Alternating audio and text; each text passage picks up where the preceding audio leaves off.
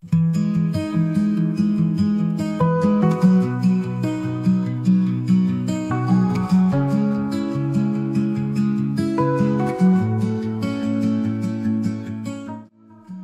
Ibu, saudara-saudari, orang muda Katolik, dan anak-anak sekalian yang dikasihi Tuhan. Kita berjumpa lagi dalam katekese visual yang mengajak kita untuk memahami sakramen-sakramen yang ada di dalam gereja Katolik. Dalam perjumpaan kita kali ini, kita akan memahami bersama-sama sakramen Krisma.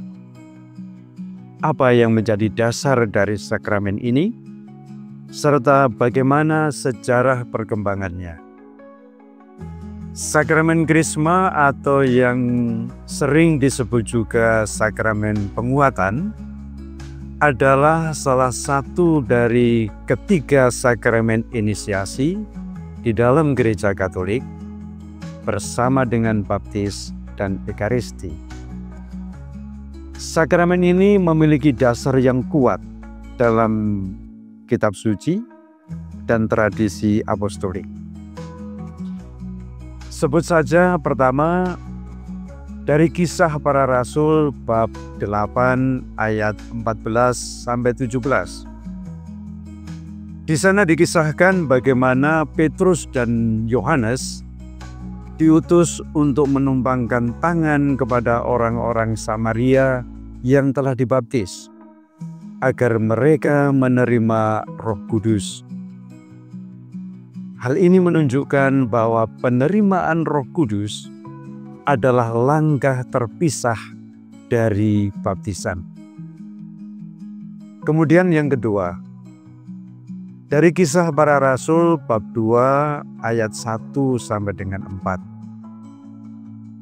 Peristiwa Pentakosta menjadi model bagi sakramen Krisma ini, di mana para murid dipenuhi Roh Kudus dan diutus untuk bersaksi tentang Kristus. Lalu surat kedua Rasul Paulus kepada jemaat di Korintus bab 1 ayat 21 sampai dengan 22. Di sana disebutkan bahwa Allah memeteraikan kita dan memberikan Roh Kudus sebagai jaminan dalam hati kita. Inilah beberapa teks dari kitab suci yang menjadi dasar dari sakramen Krisma. Seiring berkembangnya gereja, khususnya di wilayah barat, yaitu gereja Latin atau gereja Katolik Roma, bagian dari gereja yang berkembang di wilayah Kekaisaran Romawi Barat, meliputi Eropa Barat seperti Italia, Perancis, Spanyol, Jerman, dan Inggris, yang menggunakan bahasa Latin dalam liturgi dan ibadatnya. Ketiga sakramen itu mulai dipisahkan pelaksanaannya.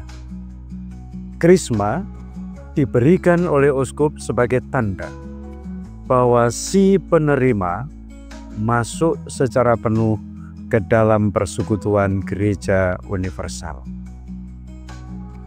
Dalam perkembangan selanjutnya, yaitu pada abad ke-11, praktek perayaan sakramen Krisma sebagai upacara tersendiri sudah mulai diterima sebagai hal yang biasa, yang normal. Dan pada abad ke-12, Krisma secara resmi dipandang sebagai sakramen tersendiri oleh gereja ketika Konsili Leon kedua pada tahun 1274 mengajarkan jumlah 7 sakramen. Kemudian Konsili Florence tahun 1439 dan Konsili Trente tahun 1547 menegaskan Krisma sebagai sakramen yang berbeda dari baptis, dengan karunia Roh Kudus yang khusus untuk menguatkan iman. Bapak, Ibu, saudara-saudari yang terkasih, ketika kita belajar memahami sakramen Krisma dari sudut pendasaran dan sejarahnya, maka kita menjadi tahu bahwa sakramen Krisma bukan hanya sekedar tradisi, tetapi bagian dari rencana Allah untuk memperlengkapi umatnya dengan kekuatan Roh Kudus. Ia bukan sekedar formalitas, tetapi merupakan kelanjutan dari sakramen baptis, dan sakramen Krisma berakar kuat dalam kitab suci dan tradisi gereja.